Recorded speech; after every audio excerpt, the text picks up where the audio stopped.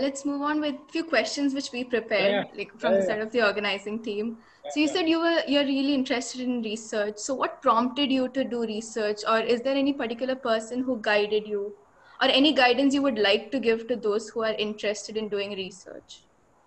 Yeah. So, okay. So I'll actually I'll tell it to you like it is. Let me not pretend like, it's something greater. It started very simply. When I was in NIMHANS, there was a child who had come in with a subdural empyema. That's a pus collection under the dura. Okay. And we had an argument. It was over the cerebellum. And me, I think I was a second year resident at that time. And I had an argument with one of my consultants. His name was Dr. Paritosh. He was an assistant professor. I had an argument with him about how exactly to treat it. He wanted me to just do burr holes, and I thought it was more appropriate to do a craniotomy. And so he said, "You show me evidence for what you're saying." And that's when I realized that there wasn't any evidence for the particular problem that we were debating. And that's actually when it started. And he said, "Hey, so look, if there is no evidence, you collect evidence. For now, you do what I say because you're the resident and I'm the consultant." And I had to do what he said. But then we ended up collecting evidence, and to my delight, we found that what I had said was actually right. We wrote up a series on posterior fossa empyemas in children, very specific problems. So that's your PICO question right there. So we looked at posterior fossa empyemas in children and saw what the outcome was with burr holes and with craniotomy. And we found that craniotomy patients did far better. And that went out as a paper. And from then I was hooked. I was like, holy whatever. You can actually find answers to questions like this based on evidence. Dr. Sethuraman used to always tell us about evidence-based medicine. Back then it was EPM. It's then evidence-informed medicine. It's changed. It's gone through metamorphosis. But it was a revelation to me. Even though I'd heard it, that was the first time I actually did it. And from then I got hooked. I'm like, this has to be a part of my life. I need to ask questions. If no one else has found an answer, I'm going to find an answer as far as I can. So it was a very practical problem that set it off. And that's the best way. Okay, I'm sorry if it's not as glamorous as you thought it is. Sir, thank you, sir. During your MBBS period, we all are, my batchmates and I personally, we hang out a lot. So during your time, was Auroville very popular at that time, or was it? Oh yeah, Auroville was very popular and the beach was very popular. And these were two definite hangout spots. And we were students then, and back then, no casa and all. So you go to the beach and then we don't want to spend $60, $80 in the night on autos. So at 3 a.m. we would walk back all the way from the beach to JIPMER campus. We would go to Auroville, get stuck there. A couple of us, I think, got mugged also in the night. All these things have happened. So Auroville and the beach have always been hangouts for JIPMERites.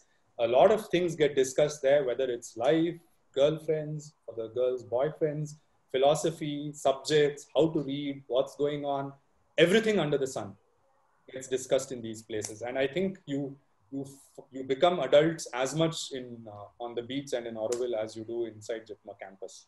There's no doubt about it. We had Lovers Lane. You guys don't have Lovers Lane. It's impossible to believe that the road that goes behind SSD, the road that goes in front of your JAC and RCC, all the way from the beginning, from behind SSB all the way till the end of JAC, that used to have literally a forest on both sides. And that was Lovers Lane. It was a favorite hangout for couples. And each couple would have their nook. And those of us who didn't have girlfriends would enjoy walking down and disturbing these poor souls. And unfortunately, that's not there anymore in JIPMER, which is sad. By the Mortuary was another favorite hangout for couples. So Lovers Lane and Mortuary were two favorite places, but you don't have those places anymore. So,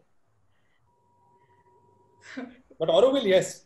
I remember even when I was a faculty member in JIPMER, I received a distress call from one of the interns whose bike broke down when he had gone to Auroville with his girlfriend, and I had to go rescue him from there. So I mean, age no bar, right? I don't have a problem. Hang out wherever you want. So bike reminds me, did you have your own 1D? No, so I'm probably the only cult sec in the history of JIPMER who's managed to do interclass, Pandan, grad day, everything without a bike of my own. And for that, I have to thank my junior. So I had a junior in the cult committee called AP, Anil Pratap. He's dropped out of circulation. He did orthopedics in GI and then he was in Saftarjung for a while. So he was my Sarathi. He used to take me everywhere. His only job in the cult committee was to take me around wherever I wanted to go. And that's actually how I managed. That's because my parents would not buy me a two-wheeler. They just simply would not. And to this day, the only two-wheeler I can properly drive is a cycle. Cycle I can drive, but nothing more than that. So no, never had a bike. Had to rely on other people. More than a little embarrassing at times, but yeah, it is what it is. Sir, have you gotten any comments regarding neurosurgery being a lucrative profession? It's not lucrative. I mean, I'm not earning much. I earn as much as GK earns, which is not really very much. So any specialty, you know, can be, so I have to, with due respects, I have to talk about, I'll talk about the clinical specialties. So lucrative versus not lucrative depends on what you make of it. So obviously in a government institute like JIPMER, your focus is supposed to be on teaching and academics and patient care. And so since you're being allowed to do research and you're being allowed to talk, it's the same way as it is in the US. In the US, if you want to take time out for research, you take a pay cut. And the only way you compensate for that pay cut is if you get a grant from the NIH or Gates Foundation or wherever it is. So here also you get grants, but your salary is fixed. The government expects you to be happy with that salary and focus on teaching and research. In return for, you know, you have residents who do your ward work for you, and who, you know, you don't have to go and do dressings and, you know, all those kinds of things. But in the private setup, you can earn a lot. But then your entire focus is going to be on your patients. It's as you expect. Imagine that you go to a big private hospital, Medanta in Delhi or Apollo in Chennai or something. You will want the best doctors and you will want all of their attention. So that's a different practice paradigm. Okay, so it can be lucrative, it need not be lucrative. It depends on what you want out of your profession. So, I mean, early on, I decided that I am interested in teaching and research more than a little interested. So you have to compromise. I mean, okay, I'll take a moment to introduce to Dr. Rakesh Agarwal, Director JIPMER. Oh, I didn't know sir is here. Good evening, sir. Thank you for logging on. Hi, how are you? Good evening, sir. I'm fine, sir. I enjoyed thoroughly listening to you. I share some of the things that you said, and I will try and act on those. In particular, what you said that research doesn't need too much of money and lots of equipment, but basically the ideas and the, what should I say, the heart for it. Thank you. No one knows better than you, sir. I hope all of you all know sir is a very eminent researcher in the field of gastroenterology, and he's done a lot of work. And it's actually good that... Hey, this is about you. This is not about me. So let's stop that here. It's good to put things in perspective. So, I mean, literally every faculty member, Dr. Basu is listening very patiently. You can ask, sir, the research which I did with my students, you know, Subhikshan and Akshat, we would keep pestering. Dr. Basu sir was the co-guide for that. And he was kind enough to let us, you know, give hemogram samples. So JIPMER is flexible. That's the very nice thing. It'll look as though it's very rigid. But, you know, we would deliver hemograms to the lab as late as 4 p.m. in the evening for routine samples. And sir made sure that it was processed. And, you know, that study sounds very silly today, but I'm actually building on that. And that was the foundation for a study on the immune response to glioblastomas. It all started with an idea that we got in JIPMER. And Dr. Basu was so interested and sold by the idea that he was the co-guide through and through for that paper. And honestly, I'll tell you something, all it took by way of investment from the institute side, money side, was to get a complete hemogram with a peripheral smear for all the patients. And I'm not sure if sir remembers, but he did the peripheral smears personally for many of the patients who were included in that project. I do. Yeah. Sometimes it's as little as that you need to get a very good research project out. Okay, so that is something you need to, I mean, I can't emphasize this enough. Please remember you're in JIPMER and you need to make sure that you gain from the enormous number of poor patients who walk in. And you know, one of my teachers in NIMHANS had told me that clinical data is sacred, which means you gather it with a great deal of respect, never for the life of you manipulate it. Okay, this unfortunately is all too common in many colleges. Never change a single dot or a decimal or a digit. Treat it like it's the gospel truth, what's written in the Bible or the Quran or, you know, in the Gita or whatever you subscribe to. It's more holy and sacred than that because it comes from the body of patient. Never alter a dot or a jot of those values and publish honest data. Doesn't matter if you have 15 cases. There will be a journal that's honest enough to take it. And sometime, maybe 10 years later, someone will discover that, hey, there's been some work done on this and boom, it will lead to something big. Okay, so never denigrate the value of these small projects, but honest projects that you're doing today. I'm sorry for lecturing, but you've gotten me onto my hobby horse. Yeah, any more questions? I'm happy to take more questions. Choice, Venki, quick choice. I'll give you. This is unrehearsed. Yes, difficult. You always give me Hobson's choices. Actually, you didn't give me a third choice. Can I introduce a third choice? No. So what are you saying? Humans or mice for company or to do research on, or what is it? It's up to you. You got to choose. Mice. Right. You had your first this thing in ischemia models, right? Yes. I did my thesis for my MCH on a cerebral ischemia model on mice, and while I was very sad to have to sacrifice so many mice, it actually led to some of the markers which are being used now for stroke today. Things like P53, TP53, P-junk, all those markers which are elevated in ischemia and inflammation. Actually, I did it in with collaboration with a very renowned researcher, Dr. Vijayalakshmi Ravindranath, who was the director of the NBRC at Manesar, Gurgaon.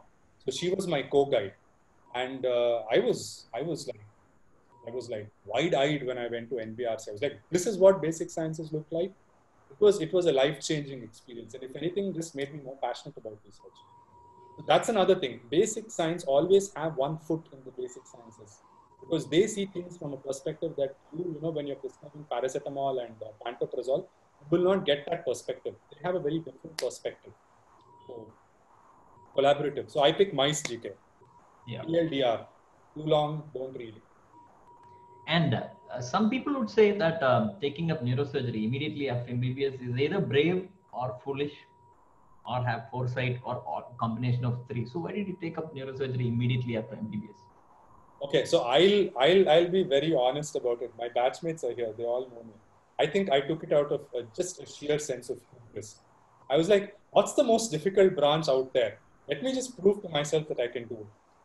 It's as simple as that. So actually, a little more than that. Obviously, we had Dr. Batty, Dr. Batmanabhan, Dr. Geetanjali's husband. I don't know if she's still here, but Dr. Batty used to take the neuroanatomy classes for us, and they were fascinating. His lectures were fascinating. And that's something which stayed with me throughout my MBBS, well into medicine. And obviously, it leads to a fascination with all your CNS cases. And from there, it was a natural transition to get into medicine. To the extent that I didn't take general surgery wherever I got it, including I gave up, seats elsewhere, but I was very pig-headed. That was an era when you could be pig-headed. Please don't do those things now because it's very difficult to get a seat. I didn't want to do general surgery. I somehow managed to get in. I haven't regretted the choice, but it could be foolish, it could be foolhardy, it could be brave. It's a combination of all of them. But I'll tell you something. It's not the branch that you do. It's what you make of it. Okay. I'm not trying to be partial or name people here. I'm just naming the people that I know personally. For example, there are branches where the amount of research that happens is enormous. The branches are research-based. GK will know. His wife is a radiation oncologist. The whole of medical and radiation and surgical oncology is built on a foundation of research. Okay, research is very, very strong. You look at the oncology journals; they have some of the highest impact factors. Okay, so it doesn't matter what branch you do; it's what you make of the branch. You develop a passion for it, and then you do it very well, and it just becomes your life's work, rather, whatever that is. So yeah, I think I was foolish, but thankfully it's worked out reasonably okay. Anjuman wanted to ask something. So before we continue, sorry, I actually liked the idea of staying up all night for emergencies because I'd seen my mom running off a cesarean section since I was a kid. I thought, okay, this is really something. I was actually very, very naive then. That's when, after I joined NIMHANS, I realized that I would give an arm and a leg for a good night's sleep. But yeah, but then you're a kid when you're a kid. What do you know? Yeah, Anjuman, sorry, I interrupted you. No, sir, it's okay. No, I was just saying that before we proceed to questions from the audience, there's this small segment that we wanted to introduce in the talk show. It's called Never Have I Ever, JIPMER edition. Okay. So to those who are not familiar with Never Have I Ever, I'll just present you with certain situations which you have experienced or never have experienced during your MBBS period. During MBBS, strictly, right? Yeah, strictly during MBBS. That makes life easy. Okay. And mostly it's based on your time as secretary of the cultural committee or as part of the committee. Okay, cult sec. All right. Okay. Yeah. Yeah. So had late night duties in the reception room for Spandan. Lots of times. There's even a picture floating around somewhere of me sleeping like that. Yeah. So lots of times I was sleeping under a table because it was covered with a cloth, and I thought no one will disturb me. Unfortunately, someone pulled the cloth off and took a picture. I hope no one finds that. But yeah. Yeah. Next. Taking pictures with the pros during Spandan. No. I was very camera shy. I still am. I don't like pictures of myself, and I don't like being in pictures. So no, I think GK kind of helped me get over that inhibition by constantly taking pictures and videos, but otherwise no pictures with the pros during Spandan. Next one, interacted with a junior and in brackets made him or her cry. You want me to tell you the name of the person? The answer is yes. So, so you'll be surprised. So there was this person, and I think I will not name him. Many of my batchmates will recognize who he was. He was a little bit headstrong and too sure of himself, and he thought he was very well up in Shakespeare and stuff like that. So we started on a Shakespeare ragging session one night, and it wasn't really ragging because our batch, I think, was very chilled out that way. And so we started questioning him about Shakespeare, and believe me, half an hour into it, we had reduced him to tears. And it was I was one of them. You'll be surprised at how many. So that's the great thing about JIPMER. If you know Shakespeare, you'll find half a dozen people who also are into Shakespeare. Okay, and so there were that kind of people, and we reduced him to tears. And no, Alluri, it wasn't Shastri. Yeah, so I'm not going to say the name. You can get it from me privately later on, but yeah. So yes. What about treated juniors? Oh yes.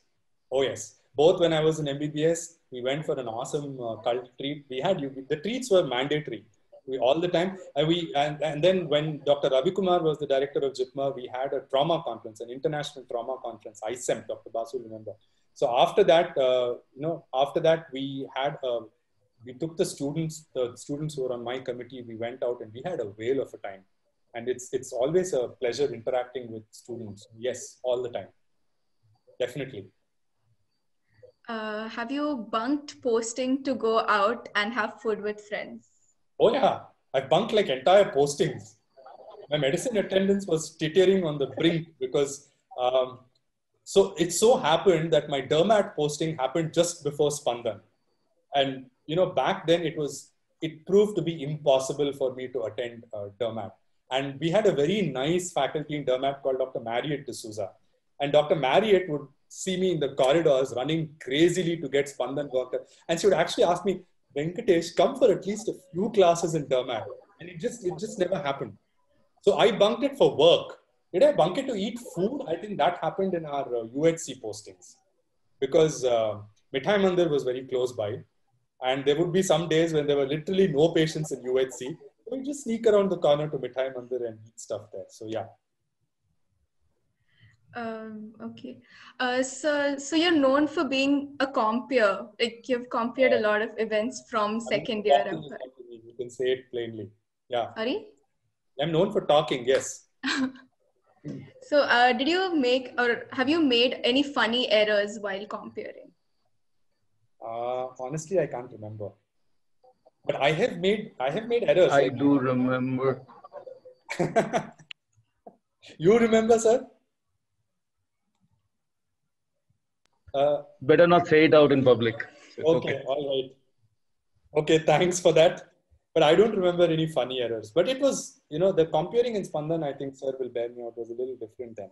We used to keep the Josh up. We've compared together a couple of events. Remember, I don't know if you remember. Yes. Those grad nights. Grad nights, yeah. Not publicizing the errors. And sir was always fun to be with. So it's like, it's the ageless character that comes out. So it's just like you have someone that you can do banter with, and then he'll pull my leg and then you do the same thing. He's Dr. Basu's he's a great sport. So we've actually compared events together. And I'm pretty sure my brain's actively suppressing the memory because I can't for the life of me remember what errors I've made. But I'm sure there are some bloomers. I'm sorry, I can't give you specifics. Sure. So the last situation. Yeah. Have asked for or given proxies during attendance. Oh yeah, of course. Much more difficult back then because there were only 70 of us to begin with, but much more difficult. But yeah, been there, done that. I'm not going to tell you for whom. Obviously, it was for some of the boys. And I think the proxy masters of my class are also, some of them are online, but everyone gives proxies. I mean, come on. It's part of your student life. So okay. Yeah, I shouldn't go into more specifics because the director may take some action based on our techniques. Then it'll be difficult for you guys. Yeah, so, all right. So yes. So let's have questions from the audience right now. Yeah, so I'll ask Pratishta to unmute and ask your question. Okay, all right. Pratishta. Good evening, sir. Hi. So it was really nice to hear you. Thank you. And sir, my question is, like you said, none of your ICMR projects ever got accepted. Yep. So I did an ICMR last year and I was shattered when it got rejected. So how do you exactly deal with such a situation? There's no dealing with it. See, you already have a research question and you would have put up a project. You have the way you do the project, right? You have the study design. So unless it requires a lot of funding, you go ahead and do it. I did it. My report was rejected. Sorry? I did the project. I completed it. I submitted it. The report was rejected. The worth of a project is not decided whether ICMR accepts it for their presentation or not. You've finished a project. You have some meaningful results. You go ahead and present it in institute fora. We have the JIPMER Scientific Society. You can present it there. You can present it in a subject-specific conference where they're very receptive to such projects. And you can also publish it. There are many medical student journals. There are many journals for postgraduates in India. You can publish it in any of these places. So the ICMR is not the only end of the story. There are many other avenues in which you can lead the project. So every bit of science, if it's been done properly, should be disseminated. So that can be done in conferences and in journals. And you should go ahead and do it with the help of your guide. It doesn't mean anything if ICMR rejected it. You still have a study. You still have results. Please take it to its natural conclusion by presenting it in a conference, getting reviews from the professionals in that field, put it out for peer review. 1 or 2 journals may reject it, use their criticisms constructively, and finally get it published. Thank you, sir. Yeah, absolutely should do that. Seema Bishwas has some questions. Seema is going to, huh? Seema has chat box in the chat box. Yes, Seema, you had a question. Unmute.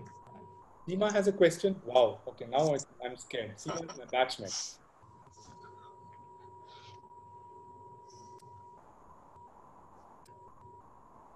We can't hear you. We can't hear. Maybe we can get her to type out the question. Someone else can ask. Maybe one of the coordinators. Yeah, you type the question out. We can't hear you. Yeah. Seema, you're not heard. I'm sorry. Can you just type it out? In the meantime, anything else? In the meantime, Nikhil Joseph. Sir. Oh, Nikhil. Hi, Nikhil. Sir, it's great to see you and even greater to see that you still remember me. Yeah, of course I remember you. How are you? I'm good. I'm really good. I graduated this year and working at a COVID treatment center right now. Oh, That's where I'm calling you from. Very good. Very good. Okay. So how have you been? I've been good. Really? I'm I've also heard my 1 week COVID shift, by the way. So. Right. Yeah. So my question is a little bit less along the nostalgic side and more along the boring side, unfortunately. But okay, no problem. so with the crisis going on, the pandemic going on, there's a lot of talks about change coming into the medical fraternity as we hear a lot of podcasts about artificial intelligence and so on, and even integration with other homeopathy and Ayurveda and such streams of medicine as far as India is concerned. And so my question to you is something actually going to happen, or in your purview, is something actually going to change? Are we headed for any kind of change, or are things going to pretty much carry on the way they were? Nikhil, that's very much up to us, isn't it? Because you're part of the gang now. You're a medical professional yourself. So whether change happens or not depends on what we do to change things, right? So one thing I'll tell you, it's not good to have a bias against anything.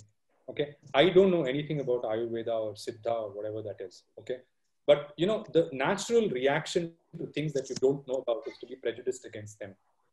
A more scientific approach would be that, hey, look, you want to try this out in patients, but there is no data. So why don't we generate data? And that's what we should be doing in the middle of a pandemic like this. Does it matter whether the treatment for corona comes from a factory that's making remdesivir or whether it comes from a herb that grows in a forest? It doesn't matter. We want something that's effective. So that's one thing that we as professionals have to learn. We need to be less prejudiced about things that we don't know about and be ready to help them generate data, because they're actually not used to doing randomized trials. They're not used to doing observational studies, right? These are systems of medicine which are very ancient. So we need to bring the science to them in a non-dangerous way and actually do rigorous and rigid science. And if it doesn't work, say, hey, look, it doesn't work. That's one thing. The second thing, I'll tell you something. 95% of the patients who are getting COVID are either asymptomatic or recovering with very mild symptoms. Nothing is happening to them. It's probably 5% or even less, okay, who are actually getting into hospital.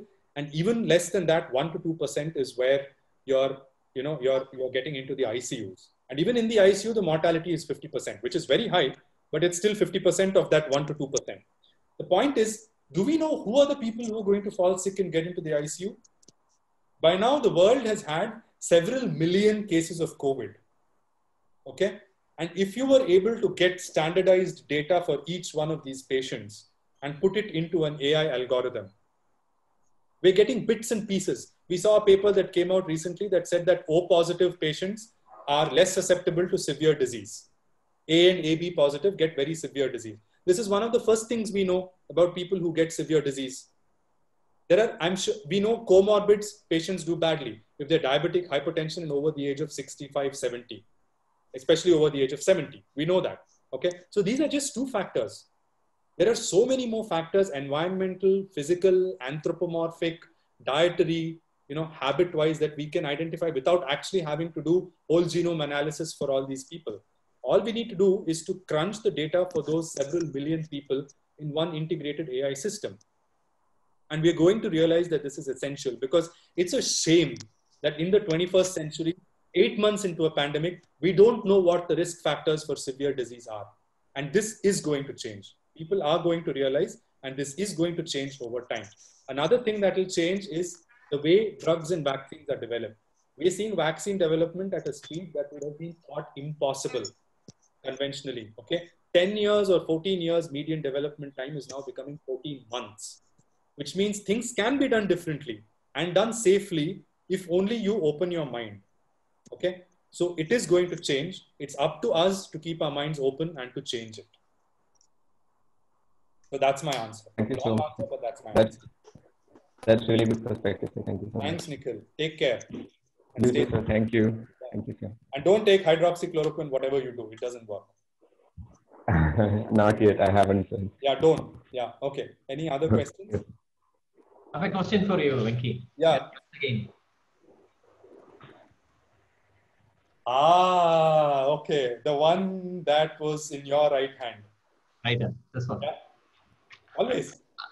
Right. You need to stop making me have these Snapchat type moments, which unfortunately can't be deleted because it's being recorded. Yeah. So you've got another question from you. You're delivering that question, Anju? Yeah. The question from Dr. Seema. Yeah. How did you get the name of MC Hammer? And why did you take up culturals and not L&D? I took up cult, Seema, because it was very simple. We had a senior called Sujit Agarwal. I'm sure you remember him. So he basically beat the L&D sec in his batch to it. That's it. He said, no, I'm keeping this guy. That's it. That's because I've been lifting chairs in the transport committee. Back in our time, most of the baby juniors would be either in sports or ACO or transport. Very few lucky girls would get into food and catering. So like the mass of people, I was in transport and kept lifting chairs. I don't know, maybe I had a particular technique of lifting chairs that impressed the cult sec or whatever. But Sujit Agarwal dragged me into cult. And once you get into a committee back then, you would kind of stick on in that committee. So in our batch, we actually had a discussion. But then I realized that it made no sense for me to switch from cult to L&D because there were people who needed L&D. So my friend Rohit lit sec, which also meant that it left me to free to participate in all the lit contests. As to about MC Hammer, you should ask other people. I'm not going to answer that. The name was actually created by the Johnites and Christites. And some people who are friendly with them know about it, but I'm not going to tell you guys. Seema, this needs private answers. And don't drag me anymore. If you have any more questions, I'll answer. Next, we have a question by Nived. Nived, okay. Hi, Nived. Hello, sir. Yeah, go ahead. So my question is along the non-academic side. Okay. Basically, because I have a vested interest in it, I wanted to ask you what your experience was like as CultSec and organizing Spandan, and how do you think it's different from like being CultSec today? Oh, okay. So the word that comes to mind is it was exhausting. Okay. It was very exhausting because think about it logically. We had a lot fewer students back then. So there were fewer hands to organize things, which meant each person had to take on a lot more responsibility. I mean, some of the people in my batch who were in cult committee, you know, people like Chandru, who's here online, and Vinita, who's not here online, and literally everybody would chip in. Okay, literally everybody would chip in, and they would like take ownership of certain segments of the cult work. And I'm sure it was equally exhausting for all of them. So exhausting is the word that comes to mind. And the second thing is the budget. You know, we were always fighting for more money. It was very difficult. You can imagine Pondicherry back in 1999. There just weren't enough big sponsors, and there just wasn't enough money. And we were constantly on a shoestring budget, and it was very difficult to make the ends meet. Despite that, I think our year was the first year when we managed to get a T-shirt sponsored by a company. So we never had proper sponsored T-shirts before. We actually got a sponsorship from Litman, and we had a very awesome Litman sponsored T-shirt, which I still have today, to this day. The quality was very good, and it was something that was done for the first time. And I think as a batch, we're very proud of that. We got a Litman sponsorship. I don't know who got it, but we did. And that actually changed things. We started getting sponsors from outside Pondicherry coming in and giving us sponsorship. And that really changed things. So yeah, in a word, it was harrowing and very, very stressful, but I wouldn't have traded the experience for anything. I had to bring in the Litman sponsorship because that's something we're very proud of.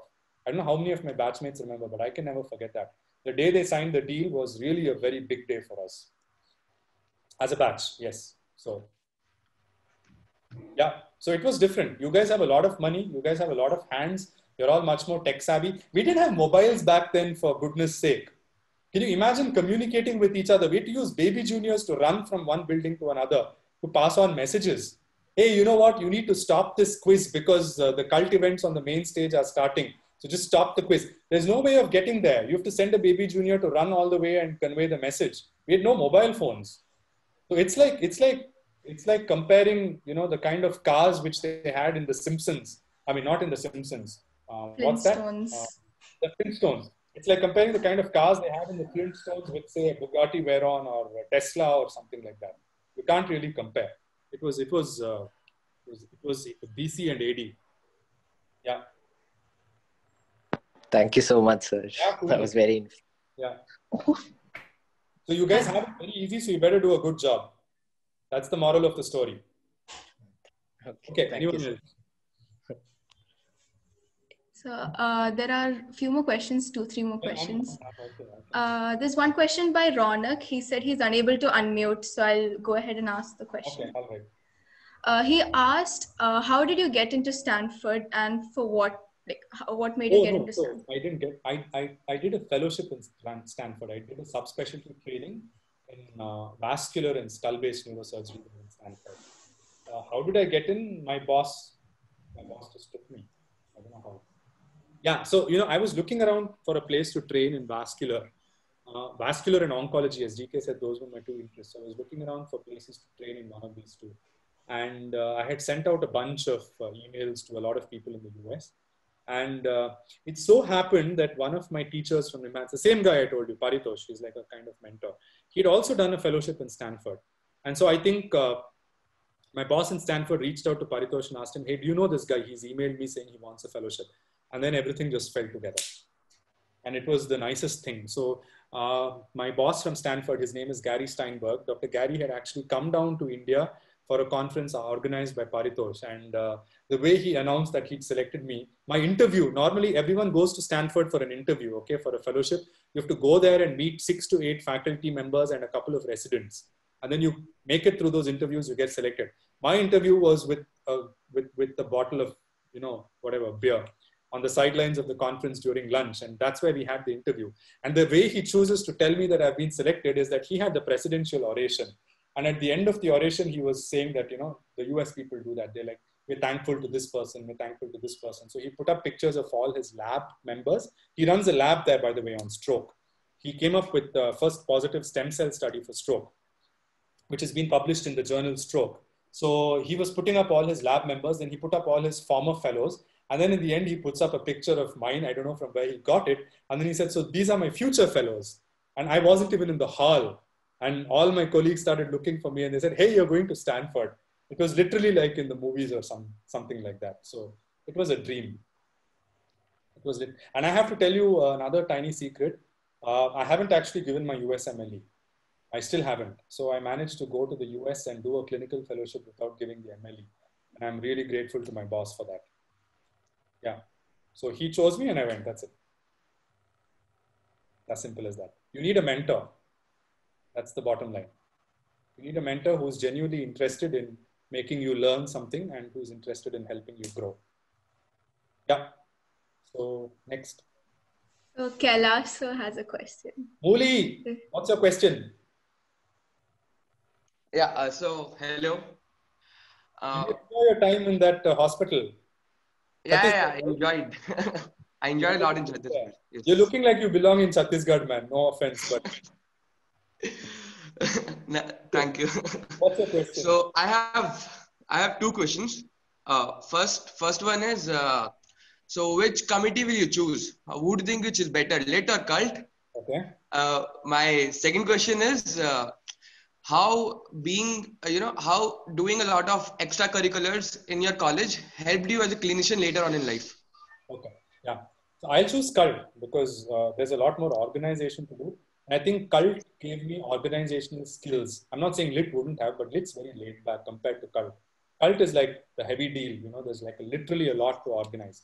So I would pick to organize as a cult sec, but I would pick to participate in it because I can't dance to save my life, and so I don't have any cult talents. But I would like to organize. So that's the answer. I learned a lot of organizational capabilities and, you know, how to do that. So what was the second question? Yeah, the second question was how doing extracurriculars or co-curriculars in your college helped you in being a clinician. The cult sec helped me a lot. GK will agree with that. You know, when you get into NIMHANS, when I got into NIMHANS as a resident, it's very different from what you're used to in JIPMER. There's suddenly like a bunch of patients. Every unit back then would have 30, 32 patients. And you have something to do for every patient. Remove a drain for one patient, take a stitch for another, you know, put in an EVD for someone else, discharge someone else. It's like a lot of work and you're not used to that deluge. And that's where your organizational skills come into the picture. So you get used to making lists. I don't know if you guys have read the book, The Checklist Manifesto. That's something you need to read as medical professionals. It's a very good book. You should read that. So you get used to making lists and checklists. And GK had made a file system. You know, the biggest thing in NIMHANS was filling out forms. You wanted a hemogram, you won't find a form in the ward. So GK had actually started a system where he would put all the files together in one particular folder and he would carry that folder around with him. And, you know, imitation is the best form of flattery. So when we joined, me and one of my batchmates, Umesh, we started carrying those files around. And you cannot imagine the amount of time and energy it saved for us. And so that's when you start organizing yourself. So it starts right from when you're juggling your studies with your extracurricular activities. I'm not saying that singing is going to help you manage a patient with, say, an LRI or something. But if you're able to juggle your extracurricular work activities with your studying, that gives you time to juggle all these things as a resident. And you will find time to get it done efficiently. Because at that point in time, failure or not getting something done is not an option when you're a resident.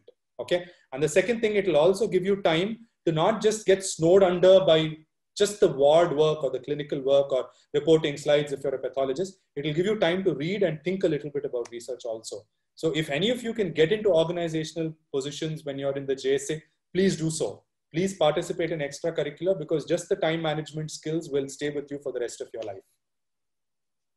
Okay. Yeah. And I mean this. This is not just lecturing. All people with gray hair lecture, but that's because we've been there, done that, and we've realized that it actually works. And I'm beginning to sound like my parents, whom I would never listen to when I was a kid. So I hope you guys will listen. But anyway, yeah. Next. Okay, I have heard this. Just one more second, Anjuman. Sorry to interrupt. I've heard this rumor that you were chose to become cultural secretary because no one else was competent. I heard that you were in L&D before. I don't know. Nah, like this is a rumor that is doing rounds. No, it's not competency. It's very, back then it was very simple. Bunch of my classmates who were here were in cult, but you know, they were all parts of the JIPMER cult teams. Like we would have a team for Indian music. We would have a team for Western music. And back then the JIPMER team would be chosen from across batches. The best people from every batch would go into the JIPMER team. And it was very important for them to be part of that team. I was the most untalented guy who was not part of any of these teams. Not singing, not dance, nothing. One thing. So first qualification. Second qualification was that I'd stuck on to cult ever since my second year. Okay. So I knew the work in cult. And the third thing is my batchmate Rohit was brilliant at L&D. My only choices really were between L&D and cult. But I had never worked in L&D. I'd participated in L&D, but I'd never worked in lit. So where is the difficulty here? You had someone who's been in the committee all throughout, so who knows the work and who's not talented enough to make it onto any of the teams. Presto, the decision's easy. Okay. Thank you for the answer, sir. Yeah. And actually, I think we had a bit of discussion in that. And I think that was the one thing that my batch didn't have any issues with. I was cult sec because I was maybe the rubber stamp. But like I said, every person in my batch who was a member of the cult committee, and that includes this girl here who's annoyingly trying to rag me, and I don't want to stimulate her anymore. All of them, everyone, I would say that, you know, please take charge of this particular competition. Okay. And that's it. That's all I needed to do. So they would be there. They would have a couple of juniors with them to help them. And my job is done. So as cult sec, what I had to do was to make sure the judges arrived there on time. Okay. And I had to make sure that the contest started on time. And if we were having a major cult event, quiz didn't go on because lit would always follow JST. So we had to make sure that JST kind of stuff didn't happen. So it was just literally overall coordination. I actually did very little work other than going and greeting the judges and calling the judges and inviting them and all that. So yeah, it was my batchmates who did the actual work. I just literally coordinated. Okay. Okay. Thank you, sir. Yeah. And you know, my batch is a batch that I'm really proud to belong to. Just look at how many of them are logged on. They're trying to rag me, of course. I wish they wouldn't do that. But I mean, I'm really proud of the batch that I belong to because, like I said, we were known, you know, Parthasarathi, Shushruth, Varun Agarwal, you know, all of them. We were known, Rohit also, Isaac. We were all known for, I mean, and I'm saying this because that's one of the few contests that I was part of. But we had a singing team, we had a dancing team, we had Western music and guys who were very, very talented, okay, as part of the Western music team. Dance, and you know, all of us, we were so very well known for all of that. Of course, people won a lot of prizes and there were people who were capable enough to do both academics and extracurricular. I wasn't, I'm honest here. But look at where all my batchmates are in life today. I mean, I'm really proud of them. You want an anesthesiologist who can give you an opinion about something, I can find you someone. You want someone in this specialty, I can find you someone. And slowly working their way to becoming leaders in the field. And I'm really proud to be part of this batch. Okay. And I really mean it. And I do take opinions from them, by the way. So when I need opinions from them, I have disturbed them, taken opinions. The people whom I've asked, you all know who you are. So, and we have a batch group. Every batch has a group, but our batch group is so active that sometimes I have to mute it, because you suddenly wake up in the morning and there's like 180 messages and there's a fight going on about something. So you know, believe it or not, it was very egalitarian and it was based about who could do what best. So that Spandan went on. And it's a show that JIPMER puts up. It's never about an individual. Keep that in mind. Yeah, sorry. I mean, I'm tending to ramble.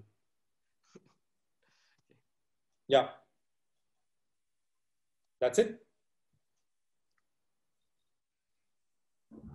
Now I can't hear you, Anjuman. You're not muted. Sorry. So I'm so sorry to annoy you this way, but we have 2 more questions. Yeah, okay. I mean, I'm not annoyed at all. Yeah, go ahead. So, we have a question by Jigesh, sir, from the batch of 2K8. Okay, this is also under the head of ragging. Jigesh is a neurosurgery resident at AIIMS Jodhpur, and this can only be ragging. So no ragging, sir. Hi, good evening. How are you? Hi, Jigesh, how are you doing? I heard you turned positive, man.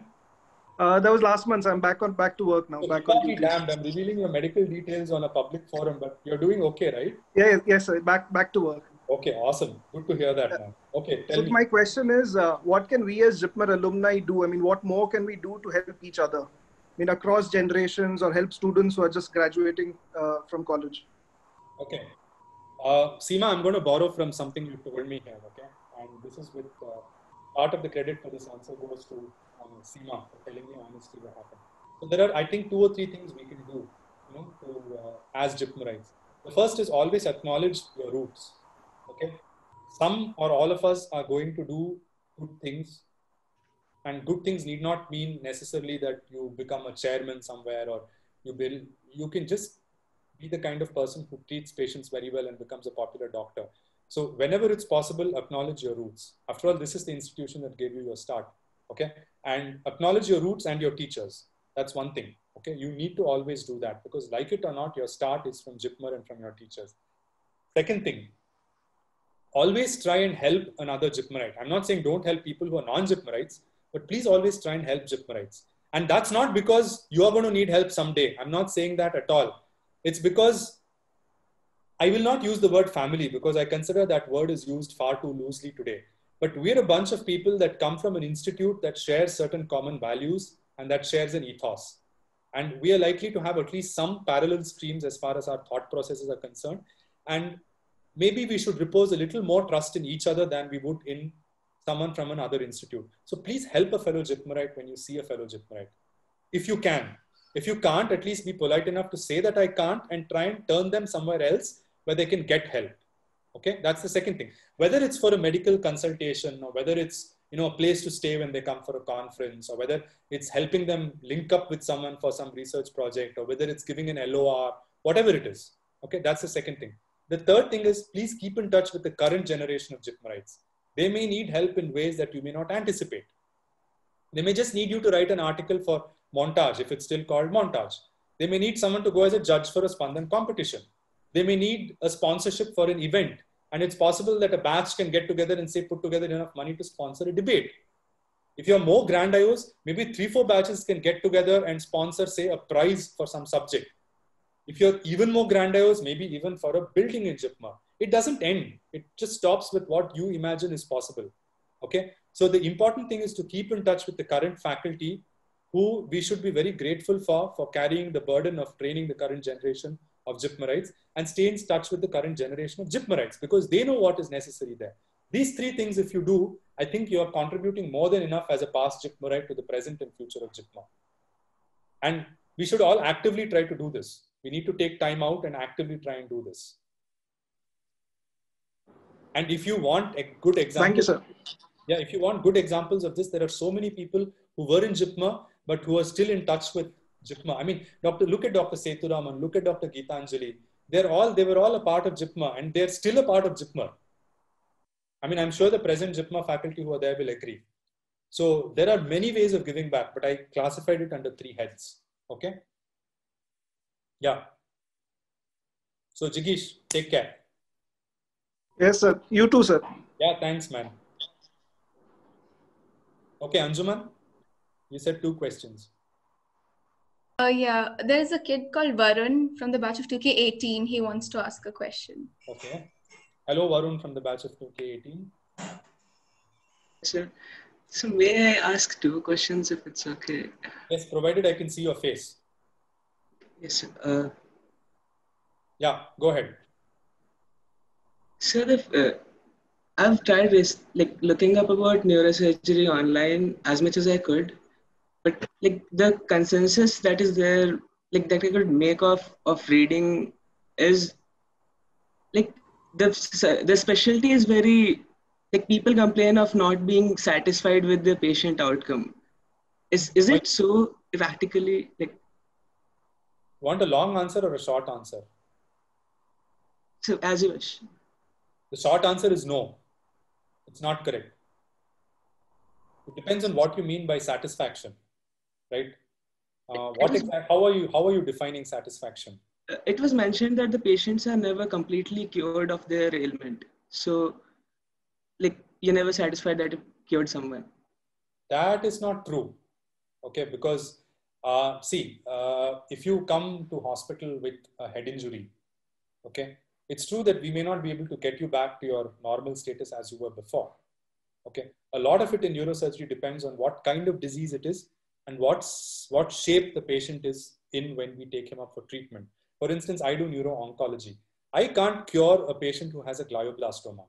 Okay, it's one of the most aggressive cancers. The median survival, that is, if you take a group of patients with glioblastoma, the median survival for those patients is still in the range of 14 to 16 months. They don't survive longer than that. But then you also operate on things like meningiomas and craniopharyngiomas, which are benign diseases, or you operate on discs in the spine, which you take out, and you immediately cure the patient. So this is a very jaundiced and a very biased view of neurosurgery. It's not true at all. One thing. Second thing, if a specialty is not able to cure diseases, yeah, Rohit, short answer, but I have to make my point. So let me finish. I can see comments from my batchmates. They're used to this. They're long suffering. They're used to this. So if you're not able to cure a cancer, or if you're not able to give good results in a specialty, doesn't it mean that there's a lot that is left unconquered in that specialty? Which means there's more scope for good work and more scope for research. What is the point of sitting in an OPD and prescribing paracetamol all day long and making $1 million? Where's the challenge in that? There are 2 challenges. There are 2 big challenges left in medicine. Every field of medicine has challenges.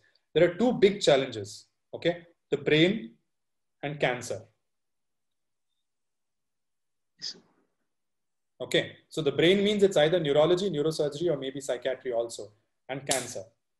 So if you want a challenge, you should be in these places. All right? Yes. What was your, yeah, that's all you wanted to ask? No, sir, I have, like, when we're doing as an undergraduate, I feel kind of like handcuffed because I've read, I read up about how to do research. I saw webinars. I saw one with Geetanjali ma'am also by IMJ recently.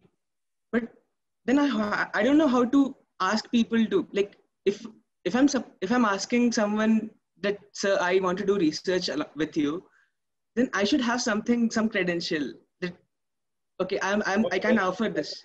Right. So let me say this. You can watch a ton of videos on how to swim, okay? And you can convince yourself that you're an expert. Unless you actually get into the water, you're never going to actually learn how to swim. So the webinars only form a basis. Okay, for instance, before you get into the swimming pool, it's advisable to know that you're expected to breathe through your mouth and not through your nose when you're in the water. So that much your theory background can give you. But at the end of the day, you have to jump into the water. So you have to actually do research to learn about research. As far as your credentials are concerned, by virtue of being a JIPMERite, you have a right to the time of your teachers and their attention and their energy. Doesn't mean that you can demand it or be boorish about it, but they will help you if you display a genuine interest. Okay. And yeah, I'm getting comments saying that there are a lot more unconquered fields, like for example, infectious diseases, etc., which is true. I was talking about the two big challenges from my perspective, because I'm at the intersection of cancer and the brain. So there are challenges in every specialty. Okay. So if you want a challenge, choose one of the difficult ones. Otherwise, choose something which is easy. But easy is also very relative. For example, let's say you take dermatology, and I'm not saying for a minute that dermat is easy, but let's say you take dermatology. There is no cure for something as simple as baldness. There is no cure for something as simple as vitiligo. Okay, and these are distressing diseases to people who have them. So will you say dermatology is very unsatisfying? No. Like I said, you choose the problem that you want to work in and you work on that. Okay, don't go for what you think is glamorous. Open your mind, go through your MBBS course, the kind of cases that fascinate you, choose that for your discipline. Simple. And you can do a very good job no matter what field you choose. It's about your work ethic, your work ethos, and how much you apply your brain. Okay? Yes. Yeah. Thank you, sir. Yeah, all right.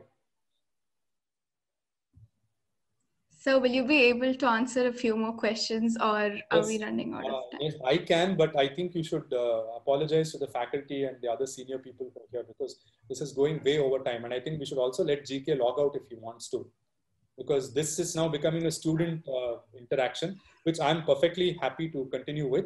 But I think you should give the liberty to the faculty and moderator to kindly log out if they want to do so, because I'm pretty sure they will sign up for this. I think you should do that as organizers, and then we can continue it. I'm okay. Sorry to interrupt. Yes, so continue. GK sir had a choice question again. So Yeah. do you have that question? Pills. Huh? I have 2 pills for you.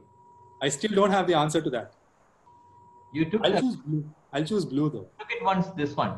Are you willing to take it again? You can take it. I think so. I would take it again. Right. I mean, the JIPMER days were very good days, but then I've also had very nice experiences outside of JIPMER. And honestly, now when I look back, I was pretty miserable when I was going through. So you guys have to realize I was associate professor of neurosurgery. I don't know how I make that out. I was actually an associate professor, which means I hadn't been a student for quite some time when I left JIPMER and went to Stanford. It was very difficult starting out as a fellow all over again. And there are good days and bad days. But when I look back now, I don't think I would trade any of those experiences for anything. So I would take the same pill again. What about freedom versus facilities? Which will you choose? Freedom. That I'm very clear about. Happiness versus truth. The truth? Okay. These answers haven't changed, have they?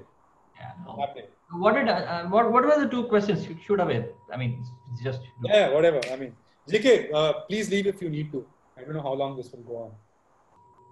Yeah, go ahead, Anjuman. Another junior from the same batch as Varun, 2K18, Nishta, has a question. Yep.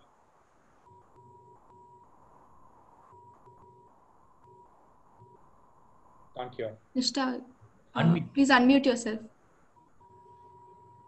Hello, sir. Good evening, sir. Sir, I wanted to ask you if for post-graduation, like you initially took up neurosurgery like from PG itself and not do a period of general surgery and do neurosurgery. So which one do you prefer? Like which one do you think is a better way to progress? There's no better. I mean, it's just 2 ways of reaching the same end. For neurosurgery, it's one of the specialties where the option is available.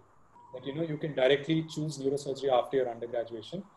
If you wish to do it that way and if you manage to get a seat, then by all means do it. But then that means you need to be reasonably sure that you want to do neurosurgery. Otherwise, the option of going through general surgery always is there. So there's no better, there's no worse. It's just 2 ways to touch your nose. You can do it this way, you can do it this way. It doesn't matter. Okay, so honestly, there's no better, there's no worse. But it's one of the only specialties where you have that opportunity. Sir, I am a second year student. So for right now in second year, I am actually doing a project in a second year subject. I got selected for GJ Cross. Very good. But sir, I am actually I'm person who is affected with neurological disorders. So I've been interested in neurology throughout. So sir, I wanted to know, like I have always wanted to do projects in neurosurgery or neurology because super specialties. So I mean, I don't know how to approach the teachers because of course GK's I am office very is on the naive. second floor. Super specialty block, second floor, GK's office. You can always approach him.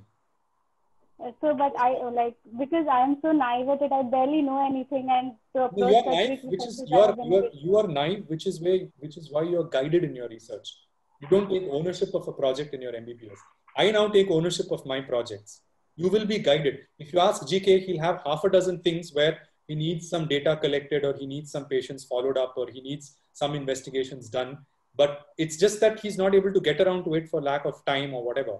So if a student approaches him and genuinely wants to do it, definitely you will get projects. I don't think, see, even Pradeep had logged in.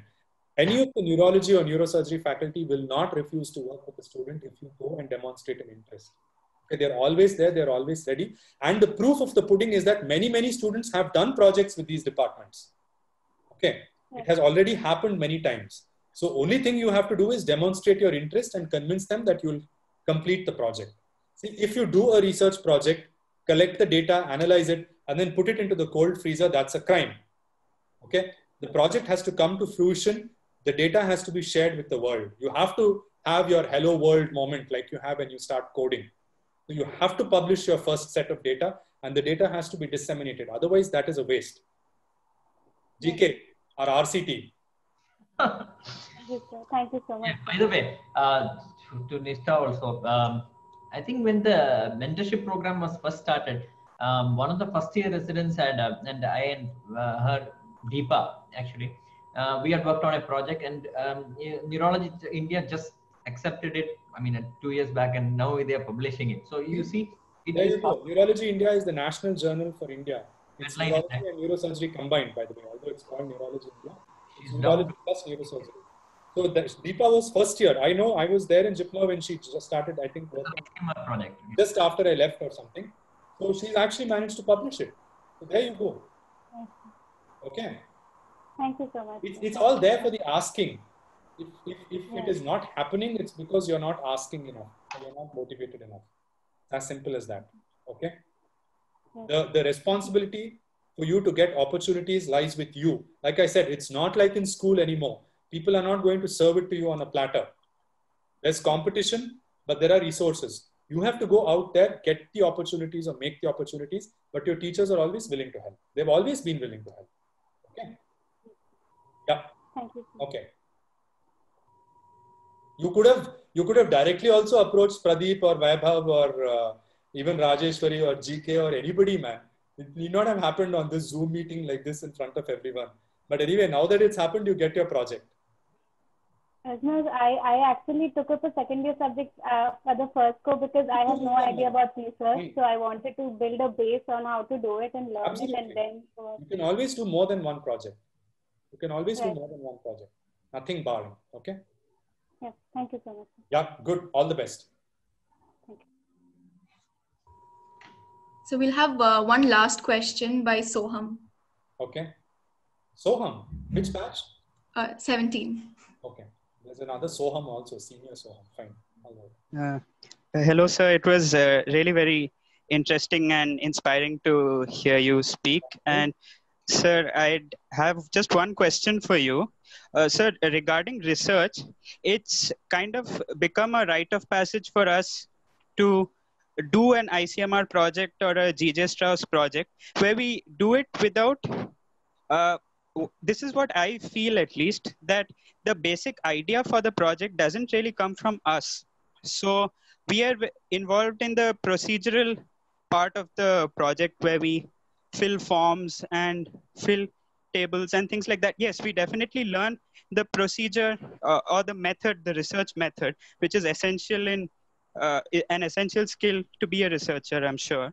But do you think that at our stage, we should also focus more on actually getting ideas of our own that we can put into practice? Because all of us now, I can say a major percentage of my batchmates at least, we've all done some form of ICMR or GGESTROS projects. But I also know that a lot of people, I don't want to put the blame on anybody, but we have falsified data. We've just tried to meet deadlines. We're just trying to complete the project for the sake of the tag that we've completed an ICMR project. So does this need to be changed, sir? Yeah, you've raised a few points. So I'm going to take a couple of minutes to answer this. If you have falsified data, the blame is entirely on you. And when I say you, I mean the people who've done it. I'm just using you when I talk. Okay. Like I said, as holy or sacred as you consider your so-called your religious books as being, whatever religion you subscribe to, clinical data or patient-related data or laboratory data is equally sacred. If you have not understood that, or if you are incapable of understanding that, please get out of research and do not attempt to do any more research anymore. You can do enough work in medicine without necessarily having to do research. Okay? It's not like some extra ornament that you put on. If you're doing medical research, it's because you genuinely are interested in the process and want to find answers to questions. That's my very first thing. I have absolutely no sympathy for people who manipulate even a little bit of data to meet a deadline. If you don't have the courage to go tell your mentor that I'm not able to meet a deadline, then you don't deserve to do research. Medicine is all about being upright and having a backbone, having courage. And it's, after all, a research project. You're not going to get eaten alive. You're not going to fail a subject if you don't meet a deadline. Please keep that in mind. That's the very first thing. But to revert to your question, which was whether you should be generating the ideas or whether you should be doing the logistics. So the answer to that is yes and no. Now, I'll give you an example. A while back, if you were on the talk from the beginning, I answered a question about how I got into research. And I gave you the answer that it was about a question which we had about a patient, about burr holes versus craniotomy for posterior fossa empyema. Now you tell me, are you likely to come up with a research question like that in your MBBS? It's entirely so it's entirely clinically relevant, but it's literally a very subspecialized thing. Okay, so one perspective is that the more you know about a subject, the more you know about the knowledge gaps in that subject, which is why the most senior people become the principal investigators. Okay, and that's usually how it is. And the idea here is for you to actually get fascinated, not just to learn the process, not just your PICO and then how you enter data on an Excel sheet. So it's an entire process. How do you enter data on an Excel sheet? How do you code it into an analyzable format? How do you analyze it? What tests do you use? How do you report those tests? How do you write up the paper? It's about learning the entire process. It's also about developing a fascination with the entire process, the research publication cycle. But having said that, if you feel you have a reasonable idea, because your computer can do a PubMed search as well as my computer can. So if you've done your homework and if you feel you have an idea where data does not exist and you feel you want to do a bit of research on that, you should approach a person whom you think will be sympathetic and who can act as a guide. The reason why you guys generally get disappointed is because as a student, you're not always aware of what kind of resources are available in the institute. Okay, for instance, if you want to do a particular test which is not available in JIPMA or for which the institute can't spend that much of money on each test, then your project is going to be a damn squib. Which is why it's good to involve the faculty because they know what is logistically feasible in that institute. They know the kind of projects that can be executed to their completion and then published, which is what gets you the credit. Okay, so it's yes and no. If you know that you have a research question and you passionately want to do research and you know that it can be executed in JIPMA, please approach a faculty member. They will work with you. I don't think they will ever say no. But more often than not, the faculty come up with the kind of projects which can be executed in JIPMA. And they are supposed to supervise you because you're still very raw when it comes to the process of research. Remember, your data might get published, which means it's out there for the world to see. It's literally a hello world moment, like when you learn to code in Python or whatever it is. Okay, it's literally a hello world moment. There can't be a single tiny little error, which is why your faculty needs to supervise. And if you're getting data manipulation past your faculty, then that's very bad. Because at the end of the day, it should not always boil down to supervision from the outside. Hey, you're after all going to be a medical professional. There is something called integrity. Okay. And at the end of the day, who you are as an individual is dependent on your integrity and your ideas. And that is where the buck finally rests. Wakefield wrote an article that vaccines cause autism. And there are like millions of people around the world who still don't vaccinate their kids because they think the measles vaccine causes autism. But that bugger had actually falsified his data. But we are still not able to get over the effects of the paper which he published. The US is full of anti-vaxxers. There are anti-vaxxers in almost every country in the world, including in India. And they all quote his paper to support, all because that fellow falsified data. And it's led to so many kids contracting measles, getting measles encephalopathy and dying of measles. And that is what one false paper can lead to. And it's true, I'm not exaggerating. This has happened and it is happening. So please don't think 0.01 ka ek second decimal place if I change, what's the big deal? It's a big deal because it's a slippery slope. Once you go down that slope, you don't stop till you come down to actual misconduct. So please don't start or take a first step down that slippery slope. Please believe me, data is sacrosanct. It is holy, respected. As a medical professional, you should have the utmost respect for science and data. Okay? Yeah. Thank you so much. Rakesh here. I know the students and GK will thank you, but let me thank you for so many things that you have told the JIPMER family today.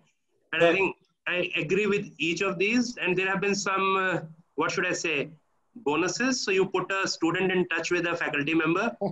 And let me use this opportunity based on this last question to say a few words. I shouldn't be butting in, but I'll take that, make that exception. Please. Soham, I think it's great that you at least accepted publicly that you fudged data. That needs a lot of courage. And I think while we say that that is wrong, I also appreciate the fact that you accepted that. And I think that is where the process starts. So maybe some of the students come over anytime, or we can arrange a video call and we can see how do we take it forward from here. I think let this be a catalyst for a change. Over. Thank you. Wonderful, sir. I mean, really privileged that you made these comments. Thank you so much. Thank you, sir. So as sir said, can you say something? Sorry. Hey, Venkat, my name is Rakesh, or maybe maximum Dr. Agarwal. There is nothing called sir. Thank you, One sir. thing I think we need to get out of JIPMER is this too much of sirring. If I may do something, I would do that. Even students who are 1 year different. Can I say something? Dr. Lata, yes, please. Yeah, it was great listening to you, Venkatesh, after a long time. You won't believe I'm shopping and I'm throughout, my phone is at the ear. But it was big. I mean, I couldn't help it. I had to come to certain things which are essential. Anyway, it was really great and I think you were very inspiring as usual. I just wanted to share something. When someone said, did you have an embarrassing moment? I think, I don't know if you remember our AgaiCon when you compared. Oh, yeah. I mean, I'll just stop at that. Yeah, I won't take it a little further. But it was really great. And I think, and I'm also happy that your mother has been very close to us. We are all very close to her and we have been interacting even recently. Yeah, for me, Putna was like the second home. So, Soham, I'm sorry I was a little harsh, but as you know, Dr. Rakesh is much more experienced in research, and I think what he said is important. I think that happens is the first step, but the second step is inevitably to not do it and find. Sir, I'd like to add that I haven't really done it myself because my project hasn't started yet. So I'll be doing it in the next coming year. But it's just something I've seen among many of my batchmates. So please bring a change. Okay, so there was a study which I've quoted in one of my papers. That's how I remember. So when researchers in various institutes were asked about how honest or how much integrity their co-researchers in their department have, they were sure that up to 72% of their colleagues, overall among the entire sample survey, 72% of the researchers said that one or other of their colleagues, to their knowledge, has been involved in data manipulation or data fudging. 72%, and this is a multinational survey, and it's very sad and it's very shocking. This is not only in medicine; it's across all sciences. Okay, so it's not a phenomenon that's confined to JIPMER or to India. Please don't put India down that way. It happens all over the world. But my point is, we should internalize the idea very early on that science will give us the answers if you ask it honest questions and look honestly at the answers. It will not be an answer which you want to hear. Don't have that kind of cognitive bias. Okay? Please remember, be prepared for the answer. It's like, it's like Agatha Christie's detective Hercule Poirot. He says, a good dog is very difficult to put on a scent. But once you put him on a scent, he will reach the end of the trail and you may not like the answer which you find. You may not know the answer which you may not like the answer which you find, but be prepared for the truth and don't try to manipulate data. Okay. I think we really should stop now, Anjuman. So, Dr. Gopal, do you have anything to add? Oh, nothing. He's just proving that he is born with a silver microphone. Silver microphone. Yeah, thanks. So thanks a lot. You stayed back all this while. Thank you very much. And I would, before you say anything, Anjuman, I just want to thank all of you all, the organizing committee, and for giving me this chance. And I really want to thank all the faculty who are logged on here, and my teachers especially, because trust me, in 20 years, you guys will be saying the same thing. Okay. In unknowing ways, your teachers influence you and make you who you are. Teachers, colleagues, mentors, everyone. Okay. And as for my batch, yeah, the batch of 96 rocks. So hopefully we'll all meet up in 2021 in Pondi. Okay. So that's all from my side. Thank you so much, Dr. Venkatesh, for giving us a sneak peek into your life. And if Dr. Rakesh doesn't want me to say sir and wants me to call him Dr. Rakesh, then you have to call me Venki. Because I'm like several rungs. Go ahead, Anjuman, do that. Why don't you do that? No, sir. Sir, a Dr. Venkatesh without a sir. Yeah, okay. So thank you so much, Dr. Venkatesh, for being a part of the show, and thank you so much, Dr. Gopal Krishnan, as well. I feel truly privileged being the student coordinator today, and thank you so much for taking so much time and answering everyone's questions. My pleasure. And I'm sure everyone has gained something today, including me. So thank you so much, both of you. Because it's clarified a lot of thoughts, the kind of questions you asked. Because we teach and we learn, right? So I can go back and pass on this stuff to my residents also. So thank you very much. Thank you. My privilege and honor. Thank you. So I would also like to thank everyone who joined us today and interacted very actively as well. So it wouldn't have been this enriching if people didn't interact with us this much. So I'd like to thank the audience as well. Yeah. So thanks everyone who's taken the trouble to message. Thank all of you guys. So can I leave the meeting now? Sure, sir. Thank you. Thank you.